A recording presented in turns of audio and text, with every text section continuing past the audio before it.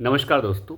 आखिर केजरीवाल की गिरफ्तारी से अमेरिका की छाती क्यों फट रही है और साथ ही साथ जर्मनी की छाती भी फट रही है।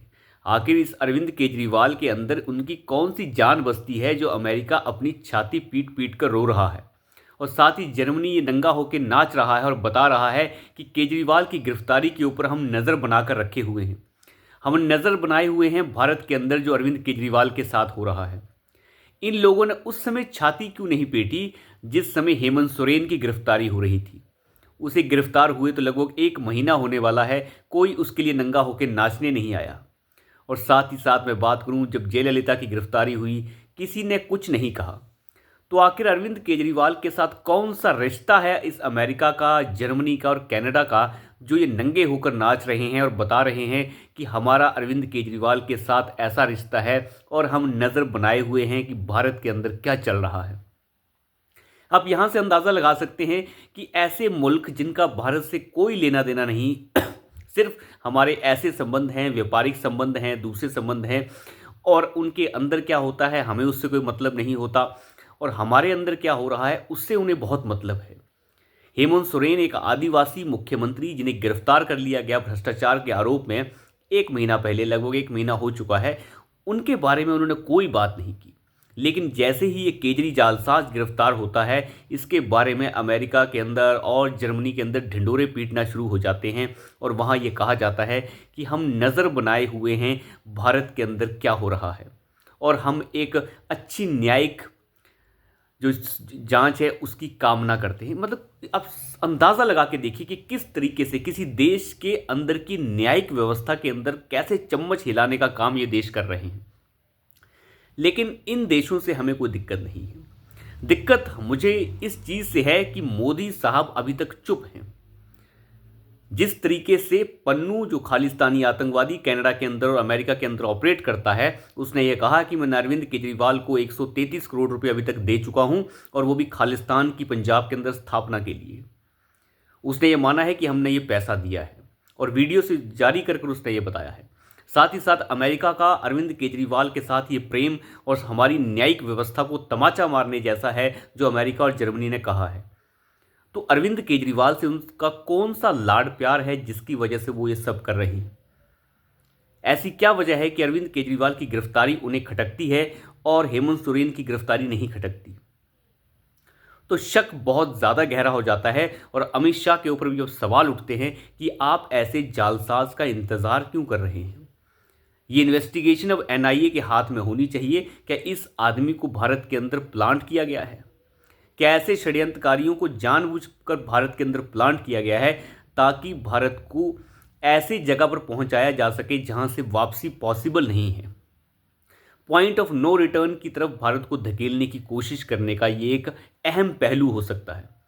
आप केजरीवाल को देखिए, मनीष सिसोदिया को देखिए। जिस समय मनीष सिसोदिया की गिरफ्तारी हो रही थी उस समय न्यूयॉर्क टाइम्स लिख रहा था कि भारत के सर्वश्रेष्ठ शिक्षा मंत्री मनीष सिसोदिया। तो आप अंदाज़ा लगा के देखिए कि किस तरीके की प्रोपोगंडा जो है भारत के खिलाफ चल रहा है। भारत का एक छोटा सा मुख्यमंत्री जिसकी औकात भारत की संसद के अंदर एक एमपी की भी नहीं है, 543 एमपी में से जिसका एक भी एमपी ना हो, वो आम आदमी पार्टी का मुख्यमंत्री, उसके बारे में चिंता कर रही है जर्मनी और अमेरिका। अगर विपक्ष होता, कांग्रेस पार्टी होती, तो मैं मान भी लेता कि वो जो है विपक्ष को साथ रखने के लिए जिस तरीके से देश अपने वक्तव्य आगे देते हैं उन्होंने दिया। लेकिन ऐसी पार्टी जिसका ना कोई लेना है ना देना है और उसके मुख्यमंत्री को एक घोटाले में गिरफ्तार किया जा रहा है, उसके बारे में जर्मनी छाती पीट रहा है और अमेरिका भी। क्या उन्हीं लोगों द्वारा प्लांट किया गया है ये आदमी, जिसकी धर्मपत्नी आज उसके कर्मों के ऊपर पर्दा डालकर ये कह रही थी कि आपका बेटा और आपका भाई जेल के अंदर बंद हैं, उसका साथ दीजिए। एक नंबर जारी किया जा रहा है और कहा जा रहा है कि साथ दीजिए। क्या इस आदमी को जानबूझकर भारत की राजनीति के अंदर डाला गया है ताकि भारत को अस्थिर किया जा सके? जिस तरीके के संकेत मिल रहे हैं और जिस तरीके की ये घटिया ताकतें जर्मनी से बैठकर और अमेरिका से बैठकर बकवास कर रही हैं भारत की न्यायिक व्यवस्था के ऊपर, वहाँ से अंदाज़ा यही लगता है कि एक बहुत बड़ा मोहरा है और वक्त रहते इस मोहरे को नहीं मसला गया तो ये नासूर बन जाएगा। और मुझे लगता है कि जो होता है सही ही होता है। ऐसे मलबे को अब भारत की राजनीति से बाहर करना बहुत आवश्यक हो गया है। तरह तरह के प्रोपेगेंडास चलाए जाते हैं। आजकल का प्रोपेगेंडा नया है, युवाओं के बीच, लोगों के बीच उसे घुमाया जाता है। जैसे कि एक प्रोपेगेंडा ये है कि अगर विपक्ष खत्म हो जाएगा तो देश कैसे चलेगा। भैया, विपक्ष को सही करना और विपक्ष को मजबूत करना सत्तारूढ़ दल का काम नहीं होता। अब क्या प्रधानमंत्री मोदी विपक्ष को मजबूत करने का काम करेंगे? अगर वो खुद मजबूत नहीं हो सकते तो उसमें हम क्या करें? मजबूत तो उन्हें खुद होना पड़ेगा। जिस समय नेहरू की राजनीति चली और नेहरू की राजनीति से लेके आप बात करें इंदिरा गांधी की राजनीति और साथ ही साथ राजीव गांधी की राजनीति, कौन था विपक्ष? विपक्ष था कहाँ पे? नेहरू ने तो कभी किसी विपक्ष को फेस करा ही नहीं। तब क्या देश लुट मर गया था? इंदिरा गांधी की राजनीति चलती रही, सामने कोई विपक्ष नहीं था। तो तब क्या हो रहा था? तब क्या देश खत्म हो चुका था? विपक्ष होना नहीं होना एक अलग बात है, एक अलग बहस है। विपक्ष भी होना चाहिए, सत्ता पक्ष विपक्ष अपनी जगह पे ठीक है, लेकिन इसका मतलब ये नहीं होता। दिल्ली के अंदर तो कोई विपक्ष नहीं है, इसीलिए क्या केजरीवाल अपना उदंडई मचा रहा है? क्या कहेंगे आप इसके ऊपर? बात यह है, बात विपक्ष और सत्ता पक्ष की नहीं है। बात यह है प्रोपेगेंडा कैसे चलाएं। हमारे पास तो कुछ करने के लिए है नहीं, तो हम कोई ना कोई प्रोपेगेंडा तो चलाएं ताकि लोगों के बीच में अपनी सहानुभूति बटोर सकें, जो इस वक्त जालसाज केजरीवाल कर रहा है। इसी तरीके की जालसाजियां कर रहे हैं ये लोग। लेकिन जिस तरीके से भारत विरोधी ताकतें, अमेरिका एक भारत विरोधी ताकत है, ये सभी लोग जानते हैं। अमेरिका हमेशा अपने हितों को आगे रखता है। अगर वो अभी भारत का दोस्त है तो केवल इसलिए ताकि चाइना को टैकल किया जा सके। जर्मनी का भी यही हाल है, क्योंकि सभी के सभी एक दूसरे के पिट्ठू हैं। अगर आप देखें तो इन लोगों का विरोध करने का मतलब एक ही है कि वो केजरीवाल के साथ खड़े हैं। लेकिन वक्त रहते भारत ने इनको जवाब दिया है, एक नहीं दो दो बार दिया है। इससे ये बहुत अच्छा संदेश गया है कि भारत की ताकत क्या है।